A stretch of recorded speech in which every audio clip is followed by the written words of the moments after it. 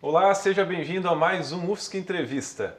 No programa de hoje, as nossas convidadas são Paula Barbabella e Marina Simões. Elas são ex-estudantes do curso de jornalismo da Universidade Federal de Santa Catarina e recentemente receberam menção honrosa Curtas Catarinense no 22º Florianópolis Audiovisual Mercosul, o FAM 2018. Então sejam muito bem-vindas ao nosso programa aqui hoje. Obrigada pelo convite. Que bom, ficamos felizes que vocês estão aqui.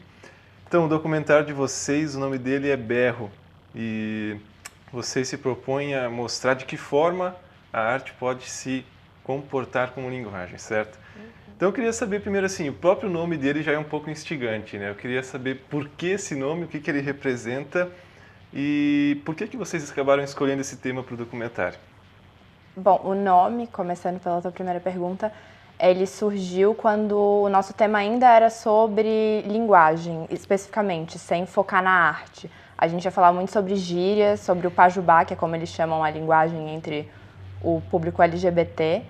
E aí a gente queria que o nome já dissesse isso de cara, assim. Então a gente escolheu uma gíria, um termo que se encaixasse. E o tema foi uma coisa mais assim, gosto pessoal nosso, a gente gostava daquilo. Na verdade, eu acho que a maioria dos TCCs é assim, né? A gente começa querendo falar sobre tudo e daí a gente vai achando o que a gente realmente vai conversar sobre, digamos assim, né? E dentro de tudo que a gente queria falar, essa questão da linguagem e também a gente queria tratar de uma minoria. Então, para mostrar justamente o poder que a linguagem tem, né? Então, acho que foi assim que a gente foi estruturando o trabalho. E quanto tempo vocês tiveram de pesquisa assim para definir esse tema e realizar todo o trabalho? Foi durante a disciplina, né, que a gente tem de pré-projeto, que a gente chama lá no jornalismo. Foram 6 meses pesquisando mesmo, estudando. A gente teve muita dificuldade para achar artigos nacionais, material brasileiro sobre o assunto, sobre drag queen em geral, sobre linguagem, tudo. A gente leu muita coisa europeia, né? Sim, até porque aqui não tinha nada assim específico, não tem uma denominação específica, né? E lá fora já tem mais de um tipo de linguagem que é considerada específica do público LGBT e eles chamam de queer, né? Então a gente teve que se basear muito nisso, procurou bastante artigo, outros trabalhos sobre o tema, né? Para daí conseguir desenvolver o nosso a partir disso. E vocês fazem o documentário com 3 artistas, certo? Como é que se deu a escolha delas? Assim, vocês já conheciam ou passaram a conhecer depois desenvolvendo o trabalho?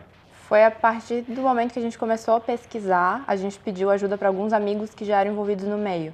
Mas, na verdade, a Suzaninha, por exemplo, que é uma das drags, eu precisava fazer um trabalho final de uma outra disciplina que eu tinha que fazer um ensaio de foto. E aí eu falei, pô, já vou fazer do tema e acabei conhecendo ela. Aí, a partir dela, a gente conheceu os outros 2 meninos, a gente queria focar num grupo fechado, né, para falar de linguagem, e eles têm essas famílias drags, as casas, né, de drag queens, e aí os 3 eram da mesma. O João, que é a M. Lemon, foi uma indicação de uma amiga nossa, e a Briselda foi justamente porque ela era também da casa. Engraçado que foram 2 amigos diferentes que indicaram a Suzaninha e a M, e depois a gente descobriu que eles eram da mesma família drag. A gente procurou eles, foi no Facebook, né? A gente pegou algumas indicações de nomes, até tiveram algumas pessoas que não quiseram participar, não estavam num momento muito bom. Mas aí a gente conseguiu conversar com esses 3 meninos e foi maravilhoso, assim. O resultado, o trabalho em si foi muito gostoso de fazer, de conhecê-los, né?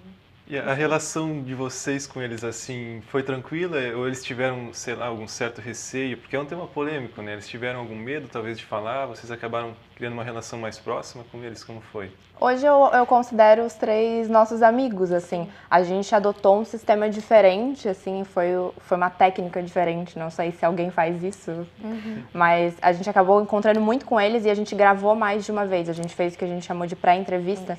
Que a ideia desde o início era o quê? Era eles estarem fazendo alguma atividade enquanto eles fossem entrevistados. Então, a gente tem o João fazendo uma roupa e aí o Arthur e o Gustavo se maquiando, né? Se montando, como eles chamam. Então, a gente sabia que já ia ter essa dificuldade. Já eles vão estar fazendo uma atividade e a gente vai estar ali gravando, ter que equilibrar essas coisas. Então, a gente fez uma gravação teste.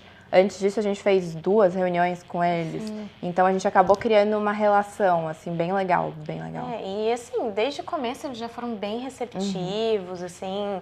São pessoas muito queridas, que receberam a gente muito bem e estavam dispostos a conversar com a gente sobre a vida deles, sobre as experiências que eles tiveram, né? Então, e claro, essa questão de ir na casa deles, conhecer, gravar mais de uma vez. Teve toda uma conversa antes das entrevistas para explicar sobre o que a gente queria falar, por que a gente estava conversando com eles. E essa questão de eles estarem executando alguma atividade era justamente para eles estarem ali envolvidos na atividade e conversarem com a gente, né? De uma forma mais natural. Até, então, já para fazer um gancho com isso que vocês estão falando, a escolha a narrativa do documentário ser contada assim por eles mesmos, né? Tem a ver com isso também? Eles mesmos contarem as próprias histórias? Eu acho que a gente sempre acaba chegando nesse ponto de falar sobre isso, que a gente tem um espaço de privilégio, nós duas aqui, brancas, na Universidade Federal e tal. Então, a gente queria dar espaço para alguém, uma minoria, como a Marina já falou, falar mesmo. Então, por que a gente vai tirar esse momento deles, né? A história deles, deixa eles contarem. Em alguns momentos ali a gente aparece perguntando, mas é só uma voz. A gente não quis fazer uma narração, uma coisa, porque a gente acha que a história deles, eles têm que contar a história deles. Ninguém melhor do que eles mesmos para contarem tudo que eles passaram, né?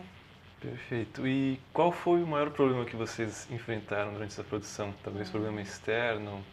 Eu acho que não sei se as pessoas sabem, mas éramos só nós duas. Isso.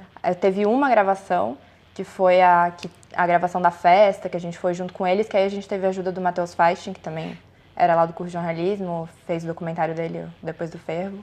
E ele foi nesse dia com a gente. Todas as outras gravações, qualquer outra coisa, foi só a gente. Então, acho que essa foi a maior dificuldade. Tinha dia que o espaço era muito apertado, então eu tinha que cuidar das 2 câmeras, a Marina cuidava do áudio, entrevistava ao mesmo tempo. E muita coisa, assim, acho que foi a maior.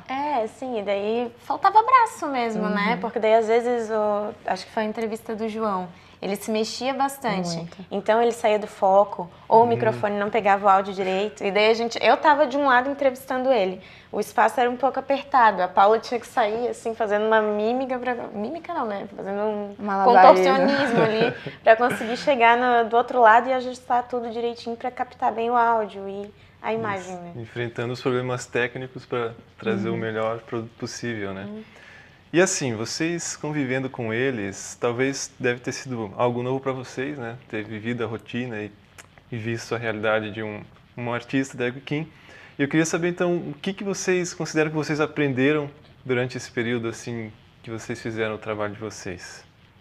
Olha, eu era muito fã, mas por causa de drag queens estrangeiras, eu não tinha esse conhecimento do pessoal daqui. Até quando a gente descobriu que tinha uma cena drag em Florianópolis, foi uma das coisas que motivou a gente mais ainda a fazer o documentário. Então, eu aprendi a valorizar mais a arte nacional. Eu já gostava muito de drag queen, mas eu aprendi que dá pra ser diferente, sabe? A gente tá em outro país, tem uma outra cultura. Então, eu respeito muito, assim. E é legal que a gente conheceu a história deles e a gente entendeu, né, que pra fazer arte, tu tem que ter um background ali, alguma coisa que aconteceu contigo que vai motivar o que a tua arte é, né? Então, pra mim, isso foi muito legal. Eu acho que essa vivência com eles, né? Porque como a Paula falou, a gente tá num lugar de privilégio, nós duas. Então, conhecer essa realidade, né? Até teve um episódio enquanto a gente estava gravando com os meninos, que teve uma entrevista que a gente fez com os 3. E daí, no dia anterior, o João tinha saído, ido pra uma festa, e um rapaz agrediu ele. Nossa. Deu um soco na cara dele. E assim, ele ficou muito abalado. E é uma coisa que, por mais que a gente seja mulher e a gente enfrente assédio e outras coisas no nosso dia a dia, ter aquele depoimento dele foi muito forte, assim. Foi uma coisa que abalou bastante. No dia eu fiquei muito sentida por ele, sabe? E foi muito forte pra gente, porque ele falou, ele até pensou em não ir no outro dia na gravação. Mas aí ele falou, não, eu vou, porque isso aqui tá mostrando que eu vou resistir a isso. Não importa o que as pessoas façam, eu vou continuar sendo quem eu sou. Então foi muito casou forte. Muito com tudo. Pra gente foi uma experiência bem... Sim. E também bonita. Foi legal, assim, falando de outro aspecto, né? Porque a Suzaninha é uma drag, a Briselda é uma e a Amy é outra coisa completamente diferente. São 3 estilos que mostram justamente também essa diversidade. não é porque tem um padrão de fora que é o que deve ser seguido, né? A Amy busca fazer uma coisa mais brasileira, a Briselda já é mais uma modelo, e a Suzaninha, como o próprio Arthur diz, é um amontoado de fruta crepe com uma unha postiça, desculpa. Então, foi legal conhecer essa diversidade. Agora vamos para um rápido intervalo e voltamos já.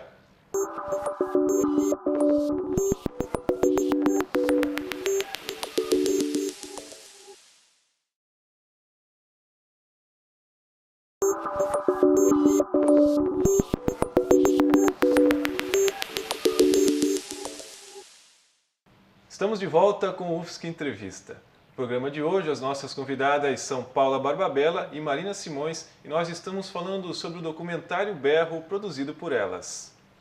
Pois bem, e vocês recentemente receberam uma menção honrosa, né, no FAM, e eu gostaria de saber como foi para vocês. Vocês já esperavam isso? Estavam na expectativa? Ficaram muito felizes?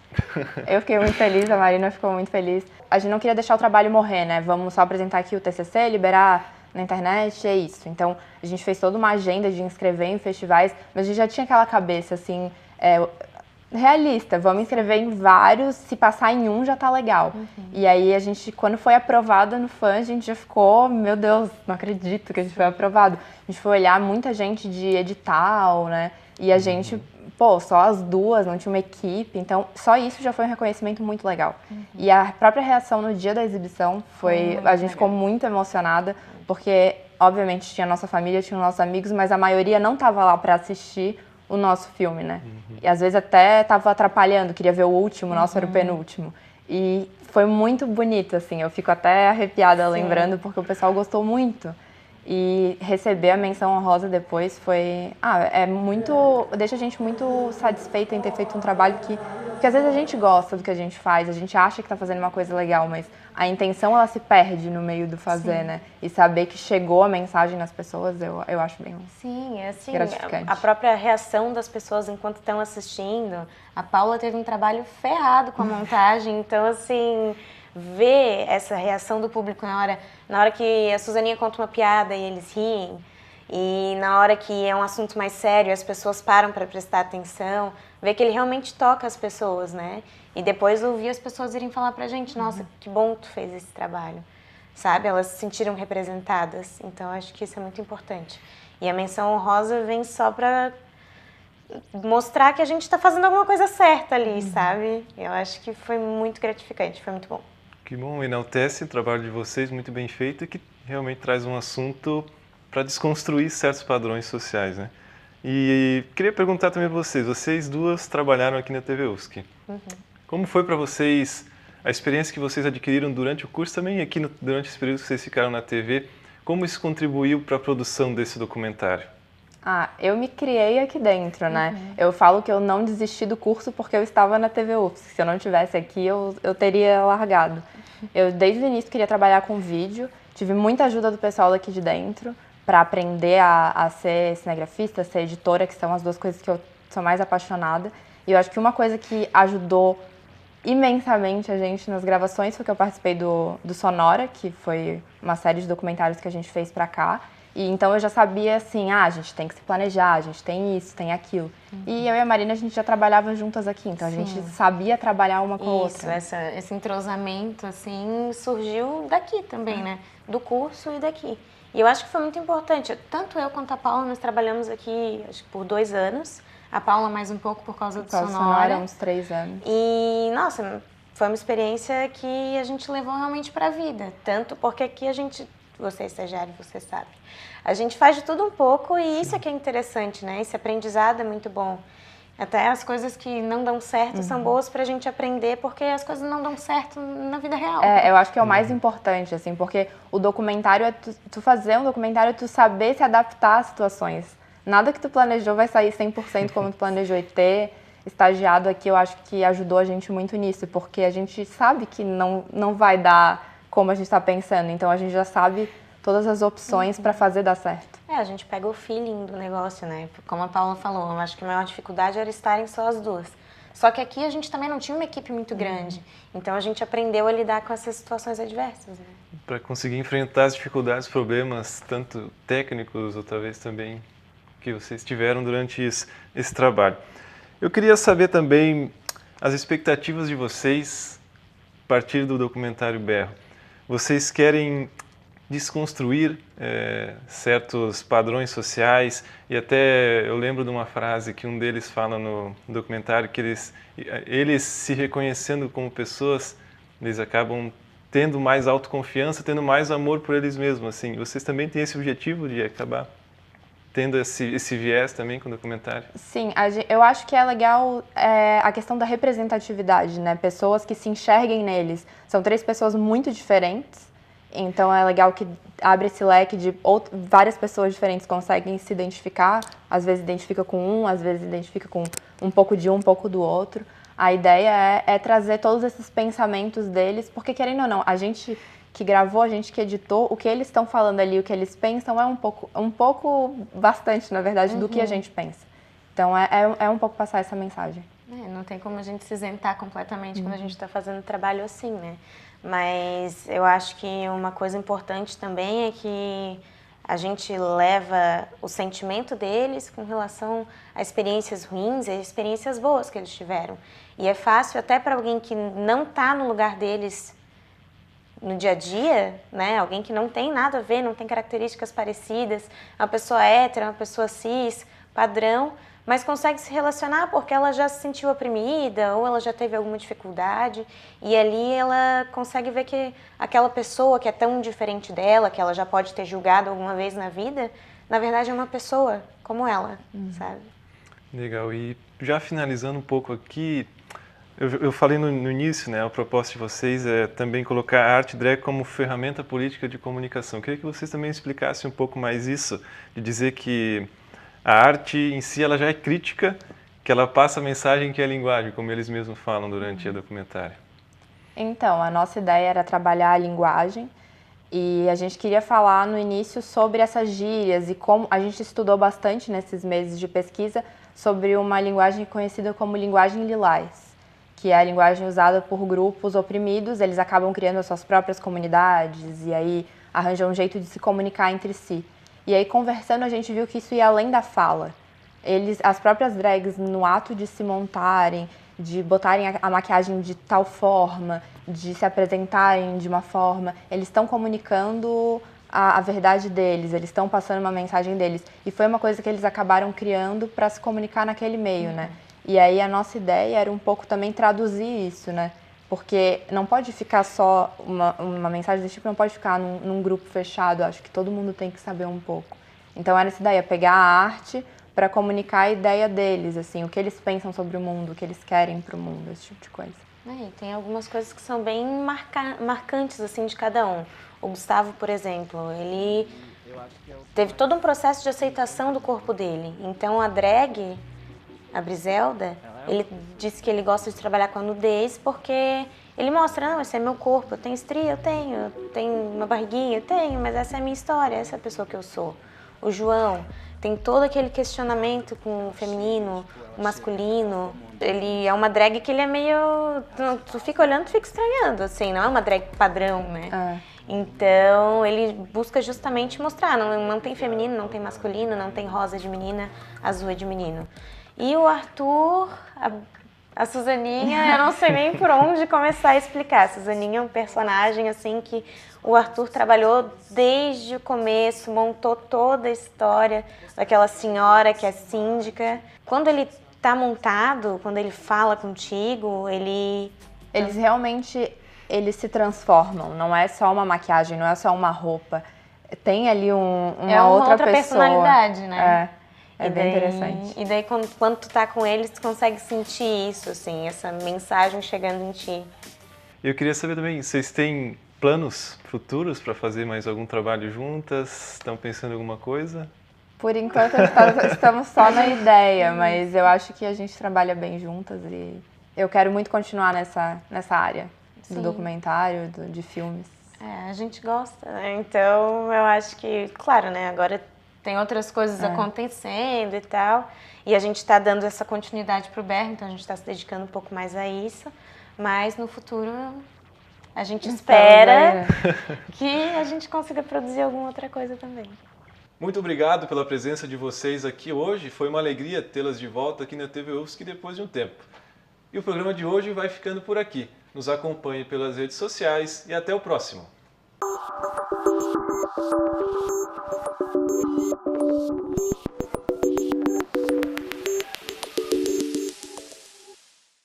Teve uma vez que 2 crianças olharam pra mim e cutucaram o pai e a mãe e falaram: olha, patati patatá.